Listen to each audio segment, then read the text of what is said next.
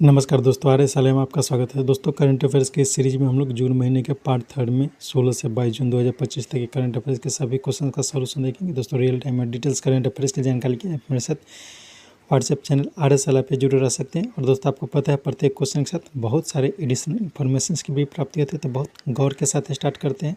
पहला क्वेश्चन है, भारत को फ्रांसीसी दूतावास के वीज़ा धोखाधड़ी मामले में इंटरपोल से पहले सिल्वर नोटिस मिला है। इस संबंध में सत्य कथन को पहचानें। इसका उपरोक्त सभी कथन सत्य हो जाएगा। क्या क्या है कि यह जो इंटरपोल का सिल्वर नोटिस होता है, तो भारत में जो इंटरपोल से कनेक्टेड संस्था है वो सीबीआई है। यानी कि इंटरपोल से कोई भी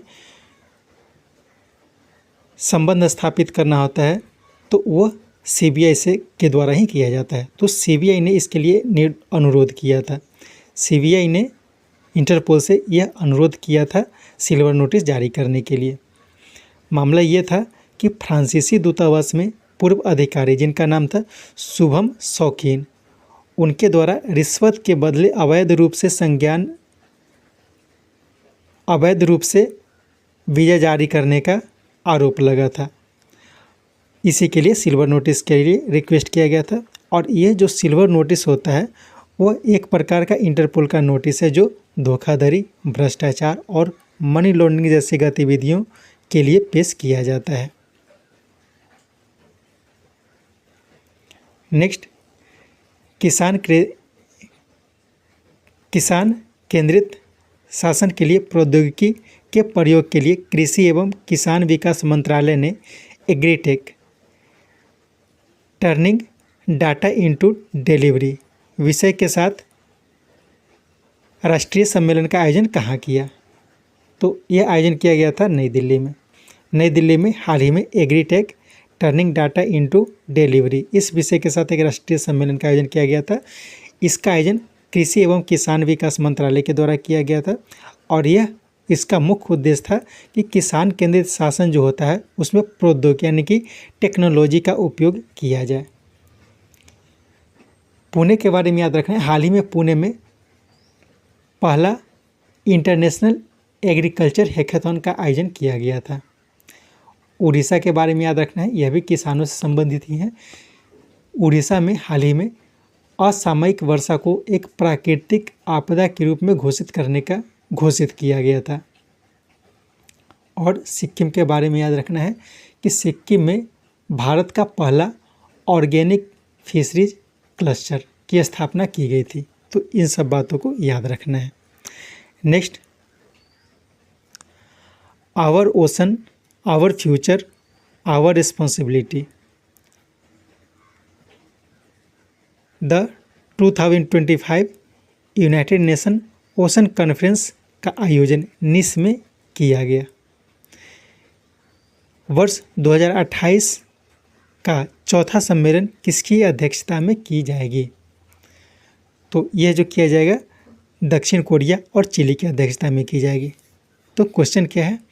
क्वेश्चन ये है कि हाल ही में यूनाइटेड नेशन ओशन कॉन्फ्रेंस का आयोजन किया गया था निस में। निस कहाँ है? फ्रांस में। तो फ्रांस के निस में यूनाइटेड नेशन ओशन कॉन्फ्रेंस का आयोजन किया गया था। यह 2025 का सत्र था। इसका विषय क्या था? Our ocean our future our responsibility. और ये जो सम्मेलन हुआ था इसी में वर्ष 2028 के लिए इसका नया अध्यक्ष चुन लिया गया है। और इसका जो नया अध्यक्ष होगा वो होगा दक्षिण कोरिया और चिली। जो भी होता है, जो यह कॉन्फ्रेंस का आयोजन किया जाता है उसमें 2 अध्यक्ष चुने जाते हैं। तो 2025 का जो सम्मेलन हुआ था तो उसका अध्यक्ष था फ्रांस और कोस्टा रिका। लेकिन इसकी जो बैठक का आयोजन किया गया था वो फ्रांस के निस में किया गया था। और 2028 में नेक्स्ट जो होगा वो 2028 में किया जाएगा। और 2028 में जो किया जाएगा वो चौथा सम्मेलन होगा, चौथा सत्र होगा। और उसकी अध्यक्षता दक्षिण कोरिया और चिली को प्रदान किया गया है। नेक्स्ट, चीन द्वारा रेयर अर्थ के निर्यात पर प्रतिबंध लगाने के बाद भारत ने किस देश के भारत के ट्रैत्सु रेयर अर्थ इंडिया द्वारा खासकर नियोडिनियम नामक रेयर अर्थ के निर्यात को किस देश को रोक लगा दी गई है? तो ये जापान को निर्यात किया जाता था, उसे रोक लगा दी। क्वेश्चन को एक बार थोड़ा समझते, थोड़ा कॉम्प्लिकेटेड क्वेश्चन है। क्या हुआ था कि हाल ही में चीन के द्वारा रेयर अर्थ जो होता है, रेयर अर्थ, उसके निर्यात पर प्रतिबंध लगा दिया गया था। तो इसके कारण क्या कि चीन से जो रेयर अर्थ आते थे वो भारत में कम हो गए। इसके साथ क्या किया कि भारत के टोयात्सु रेयर अर्थ इंडिया, एक कंपनी है टोयात्सु रेयर अर्थ इंडिया, तो ये खासकर नियोडिनियम का निर्यात करता है। नियोडिनियम नामक रेयर अर्थ का निर्यात करता है। तो वही जो नियोडिनियम नामक रेयर अर्थ है जिसको जापान को निर्यात किया जाता था, उस पर भारत ने प्रतिबंध लगा दिया है। हाल ही में भारत ने खास करके बांग्लादेश के टेक्सटाइल आयात पर भी प्रतिबंध लगा दिया था। इनडायरेक्टली वो लगाया गया था, लेकिन लगाया गया था। नेक्स्ट, इंग्लैंड के लॉर्ड्स क्रिकेट ग्राउंड में आयोजित विश्व टेस्ट चैंपियनशिप का फाइनल किसने जीता? तो ये दक्षिण अफ्रीका के द्वारा जीता गया था, ऑस्ट्रेलिया को हराकर। इंग्लैंड में इसका आयोजन किया गया था।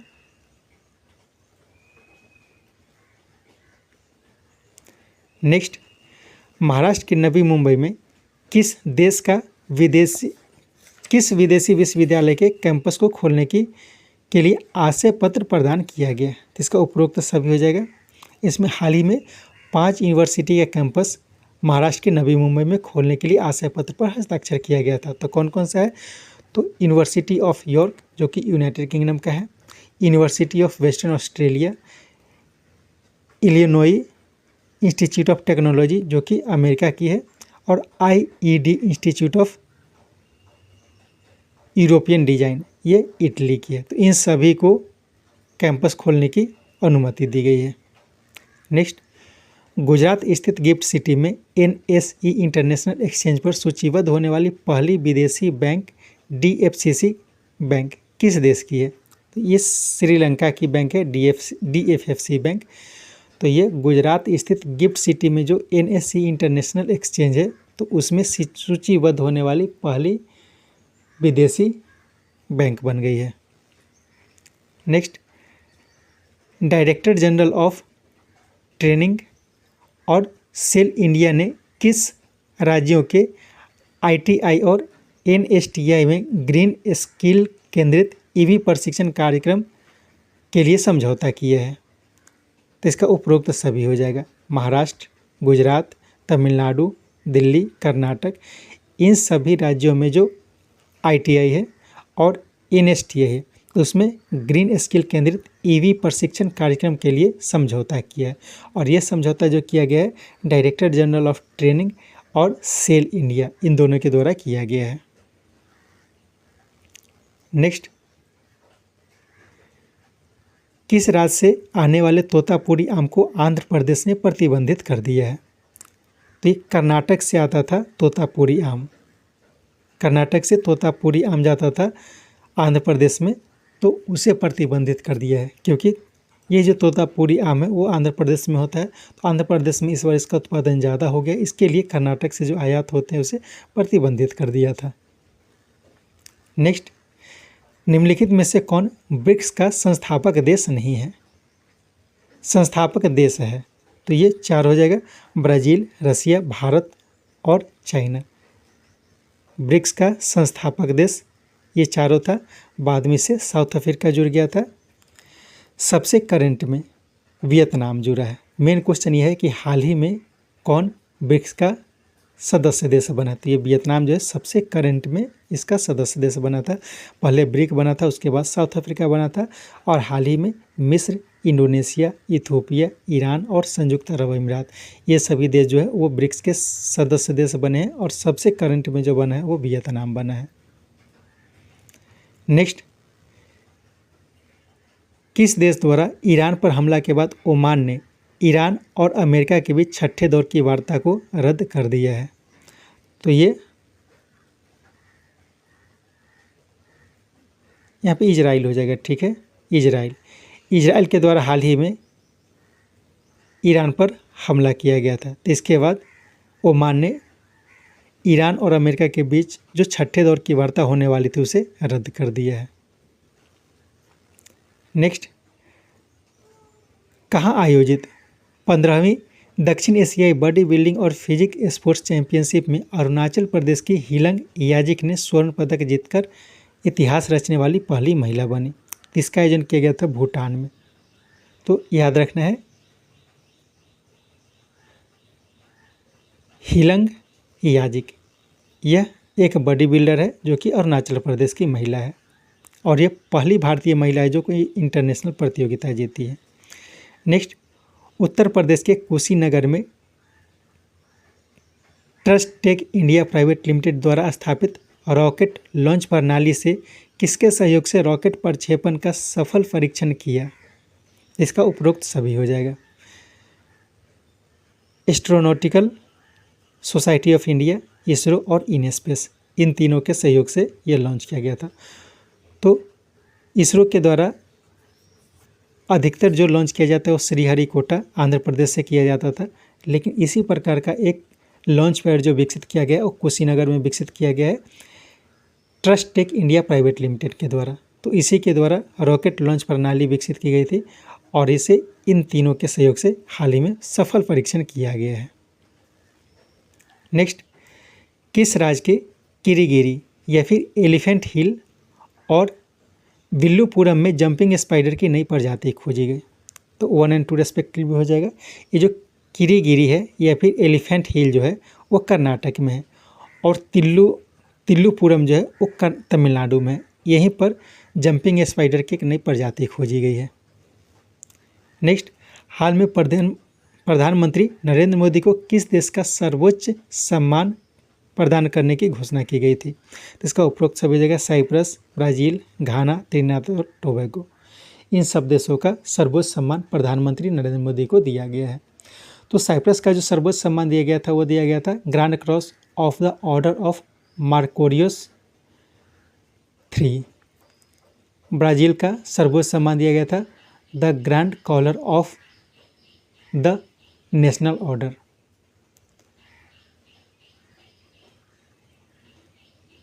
त्रिनिदाद और टोबैगो का the order of the republic of Trinidad और टोबैगो।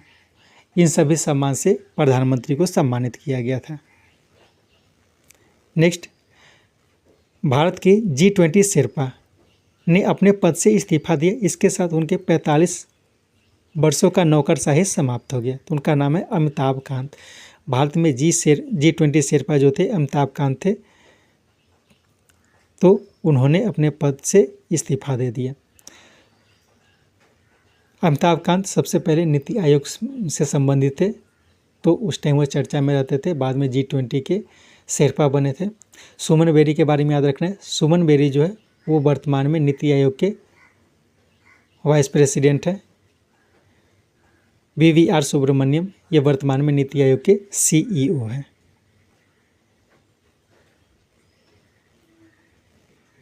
नेक्स्ट, केंद्रीय मंत्री भूपेंद्र यादव की अध्यक्षता में पहले इंटरनेशनल बिग कैट अलायंस की बैठक नई दिल्ली में आयोजित की गई। इसमें 9 देशों के मंत्रियों ने भाग लिया। इसमें शामिल है, इसका उपरोक्त सभी हो जाएगा। एक तो भारत के मंत्री हो गए, उसके साथ भूटान, कंबोडिया, इस्वातिनी, गिनी, लाइबेरिया, सूरीनाम, सोमाली और कजाकिस्तान, इन सब देशों के मंत्रियों ने भाग लिया है। नेक्स्ट, भारत के ऑटोमोबाइल परिवहन अर्थात लॉजिस्टिक को सुदृढ़ करने के लिए कहाँ स्थित मारुति सुजुकी इंडिया लिमिटेड में भारत का सबसे बड़ा ऑटोमोबाइल गति शक्ति मल्टी मॉडल कार्गो टर्मिनस का उद्घाटन रेल मंत्री अश्विनी वैष्णव ने किया? तो यह मनेसर में किया गया। तो याद रखना है, भारत का सबसे बड़ा ऑटोमोबाइल गति शक्ति मॉडल कार्गो टर्मिनस, इसका उद्घाटन मनेसर में किया गया है। यह कहाँ पे किया गया है? तो मारुति सुजुकी इंडिया लिमिटेड का कैंपस में। और यह कहाँ है? यह मनेसर में है।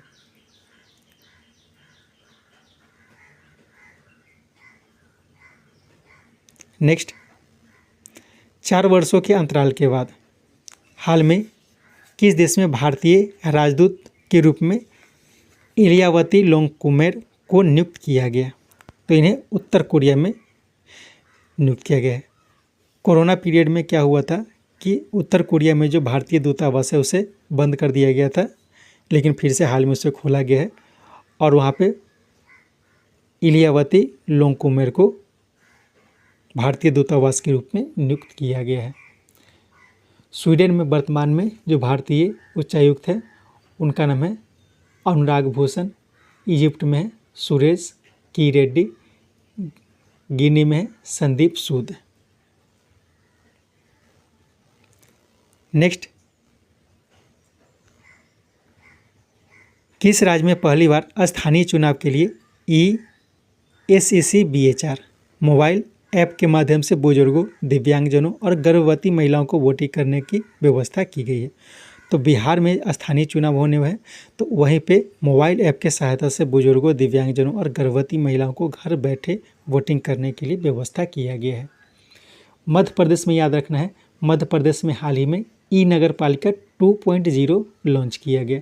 तो इसमें क्या किया गया कि मध्य प्रदेश में जो भी शहरी निकाय हैं उन्हें एक पोर्टल से जोड़ दिया गया है। तो याद रखना है, भारत का पहला ऐसा राज्य बन गया है मध्य प्रदेश जहाँ पे जो भी शहरी निकाय हैं उन सबको एक पोर्टल से जोड़ दिया गया है और उसका नाम रखा गया है नगर पालिका 2.0। महाराष्ट्र के बारे में याद रखना है कि महाराष्ट्र में अभी क्या है, हिंदी के विरोध में प्रदर्शन चल रहा था। तो कुछ टाइम पहले क्या हुआ था कि महाराष्ट्र में 3 भाषी व्यवस्था की गई थी, 3 भाषा को पढ़ाने के लिए व्यवस्था की गई थी, लेकिन अब उसे चेंज कर दिया गया है और हिंदी को तीसरी सामान्य भाषा कर दिया गया है। तो अब यदि कोई स्कूल है तो हिंदी और मराठी और इंग्लिश में पढ़ाई किया जाएगा। अगर मराठी माध्यम का स्कूल है तो मराठी में, और अंग्रेजी माध्यम का स्कूल है तो अंग्रेजी में। अगर 20 से अधिक ऐसे बच्चे हैं जो मराठी या अंग्रेजी के अलावे अन्य भाषा को पढ़ना चाहते हैं तो उस स्कूल में क्या किया जाएगा, हिंदी भी पढ़ाया जाएगा। अब ऐसा व्यवस्था किया गया, थोड़ा उसमें चेंज किया जा गया है। नेक्स्ट, ईरान और इजराइल के तनाव के बीच भारत सरकार ने दोनों देशों से अपने नागरिकों को निकालने के लिए कौन सा ऑपरेशन चलाया? तो ये चलाया गया था ऑपरेशन सिंधु। तो याद रखना, ऑपरेशन सिंधु जो है वो एक्चुअली ईरान से भारतीय नागरिकों को निकालने के लिए शुरू किया गया था, लेकिन बाद में उसे इजराइल में भी शामिल कर दिया, यानी कि इजराइल से निकालने के लिए भी इसे शामिल कर दिया गया है। ऑपरेशन राइजिंग लाइन, ये जो राइजिंग लाइन हो जाएगा। ऑपरेशन राइजिंग लाइन जो है वो इजराइल के द्वारा चलाया गया था ईरान पर हमला करने के लिए, और ऑपरेशन ट्रू प्रॉमिस 3 ये ईरान के द्वारा इजराइल पर हमला करने के लिए चलाया गया था। तो सबको याद रखना है। नेक्स्ट, वर्ष 2025 से प्रत्येक वर्ष 4 दिसंबर को संयुक्त राष्ट्र महासभा ने किस दिवस के रूप में मनाने की घोषणा की है? तो इसका 1 या 2 हो जाएगा। यदि हिंदी में बोलेंगे तो एक तरफा बलपूर्वक उपायों के विरुद्ध अंतर्राष्ट्रीय दिवस, और अंग्रेजी में बोलेंगे तो international day against unilateral coercive measures. तो इस दिवस के रूप में अब 4 दिसंबर को मनाया जाएगा। नेक्स्ट, हाल में प्रधानमंत्री नरेंद्र मोदी साइप्रस की यात्रा पर थे। इस संबंध में सत्य कथन को पहचानना है। तो सभी कथन सत्य हैं, क्या क्या है? तो जब प्रधानमंत्री नरेंद्र मोदी साइप्रस की यात्रा पर गए थे तो साइप्रस के राष्ट्रपति, जिनका नाम है निकोलस क्रिस्टोडोलिस, तो उन्हें कश्मीरी कालीन भेंट किया था। साइप्रस की पहली महिला यानी कि राष्ट्रपति की पत्नी, जिनका नाम है फिलिपा कार्सेरा, उन्हें आंध्र प्रदेश का हस्त निर्मित चांदी का क्लच पर्स भेंट किया था। और साइप्रस के राष्ट्रपति के द्वारा भारत को, यानी कि भारत के प्रधानमंत्री नरेंद्र मोदी को grand cross of the order of the Marcus 3 से सम्मानित किया गया। वह साइप्रस का सर्वोच्च सम्मान है। नेक्स्ट, उथले पानी में चलने वाला भारत का पहला anti submarine warfare INS Arnala को chief of defence staff Anil Chauhan की उपस्थिति में कहाँ लॉन्च किया गया? तो ये विशाखापत्तनम में लॉन्च किया गया। तो याद रखना है INS अरनाला। INS अरनाला क्या है? तो उथले यानी कि जहाँ पे कम पानी है वहाँ पे प्रयोग किया जाने वाला एंटी सबमरीन वारफेयर है। वर्तमान में भारत के चीफ ऑफ डिफेंस स्टाफ कौन है? तो ये Anil Chauhan. Next, COP30 Brazil की तैयारी पर चर्चा के लिए UNFCCC अर्थात संयुक्त राष्ट्र यानी कि United nation framework convention on climate change के सत्र के रूप में हाल में बॉन क्लाइमेट चेंज कॉन्फ्रेंस का आयोजन कहाँ किया गया? तो यह आयोजित की गई थी जर्मनी के बॉन में आयोजित की गई है बॉन क्लाइमेट चेंज कॉन्फ्रेंस। तो जैसा कि पता है COP30 इसका आयोजन ब्राज़ील में किया जाना है। तो इसी पर तैयारी की चर्चा के लिए संयुक्त राष्ट्र यानी कि United nation framework convention on climate change इसके एक सत्र के रूप में एक चर्चा की जाती है। तो वो जर्मनी के बॉन में की जाएगी। ब्राज़ील में COP30 का आयोजन किया जाएगा। COP29 का जो आयोजन किया गया था वो अजरबैजान में किया गया था और भारत में भी किया जाएगा। भारत में COP33 का आयोजन किया जाना है। ठीक है, COP33 का आयोजन भारत में किया जाएगा। नेक्स्ट, गूगल के एशिया प्रशांत क्षेत्र का पहला और विश्व का चौथा सेफ्टी इंजीनियरिंग सर्विसेज कहाँ खोला गया है, खोलने की घोषणा की गई है? तो ये हैदराबाद में खोला जाएगा।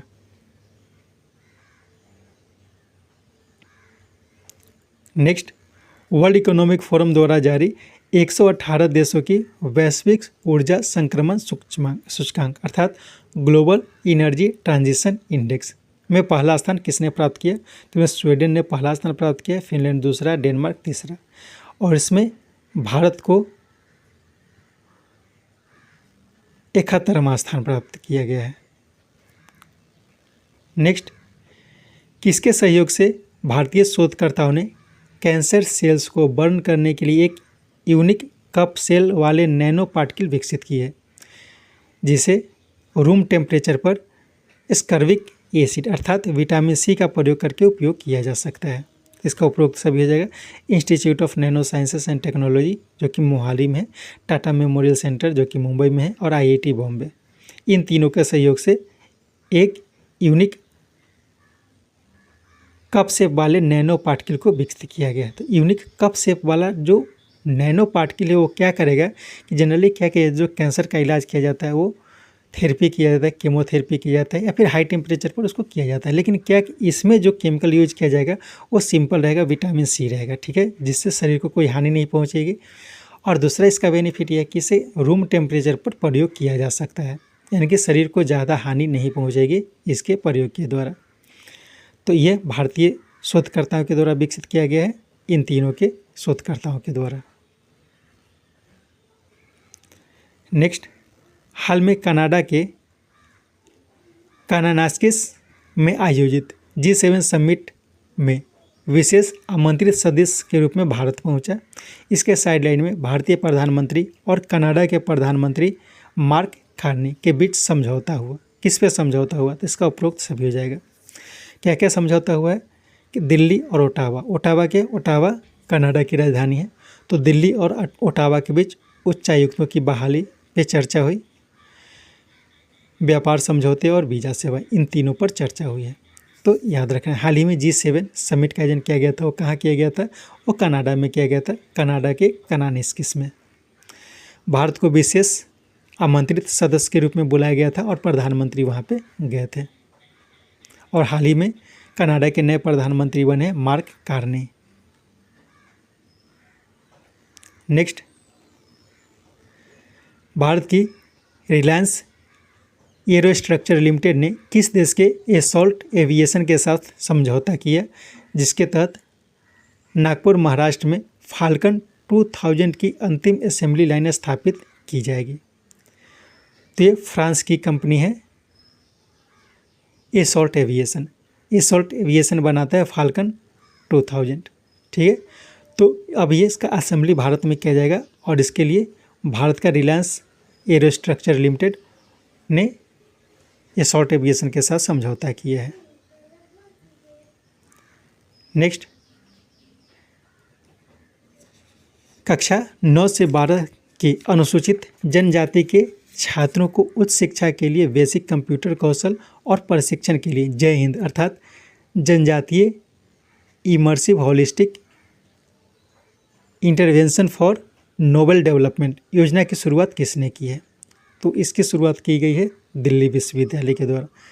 तो जय हिंद एक प्रोग्राम है। तो जय हिंद क्या हो जाएगा? जनजातीय इमर्सिव हिंद यानी कि holistic intervention for novel development. तो इस प्रोग्राम की शुरुआत की गई है दिल्ली विश्वविद्यालय के द्वारा कक्षा 9 से 12 के अनुसूचित जनजाति के छात्रों को बेसिक कंप्यूटर कौशल और प्रशिक्षण के लिए। इसके साथ याद रखना है कि हाल ही में क्यूएस यूनिवर्सिटी रैंकिंग जारी की गई है। इसमें MIT Massachusetts institute of technology जो है वो पहला स्थान प्राप्त किया गया है विश्व में, और भारत में अगर देखा जाए तो उसमें पहला स्थान IIT दिल्ली को प्राप्त हुआ है। नेक्स्ट, जापान की IDNE की पूर्ण स्वामित्व वाली निप्पॉन कोई इंडिया के पहले भारतीय MD कौन बने हैं? तो ये बने हैं जी संपत कुमार।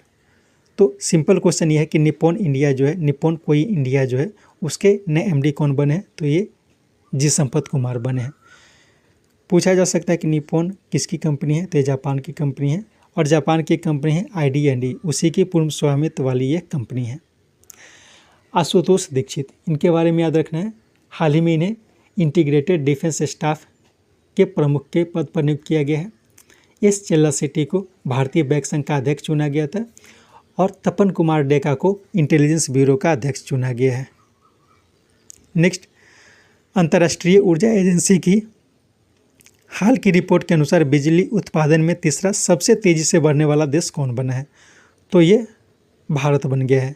अमेरिका और जापान के बाद भारत को तीसरा स्थान प्राप्त हुआ है इसमें। नेक्स्ट, हाल में राष्ट्रपति द्रौपदी मुर्मू 3 दिवसीय देहरादून यात्रा पर थी। उन्होंने किसका उद्घाटन किया? तो उन सभी का हो जाएगा राष्ट्रपति तपोवन, राष्ट्रपति निकेतन और राष्ट्रपति उद्यान। तो ये पूछा जा सकता है कि राष्ट्रपति तपोवन, राष्ट्रपति निकेतन और राष्ट्रपति उद्यान का है? तो ये तीनों का है, ये देहरादून में। और ये जो राष्ट्रपति उद्यान है, जो राष्ट्रपति निकेतन बना है उसी के अंदर ये राष्ट्रपति उद्यान है। वहाँ पर एक बुक को भी लॉन्च किया गया है जिसमें बहुत सारे फ्लोरा एंड फाउना के बारे में चर्चा की गई है। नेक्स्ट, बिहार के सारण जिला के महरौला डीजल लोकोमोटिव प्लांट में निर्मित लोकोमोटिव को किस देश को निर्यात करने के लिए प्रधानमंत्री ने हरी झंडी दिखाई?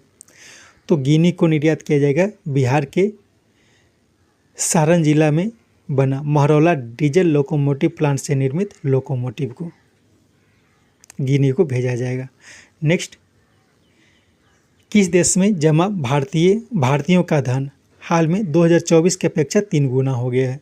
तो स्विट्जरलैंड का जो स्विस बैंक है उसमें जो भारतीयों का धन है वो 3 गुना हो गया है पिछले वर्ष की अपेक्षा।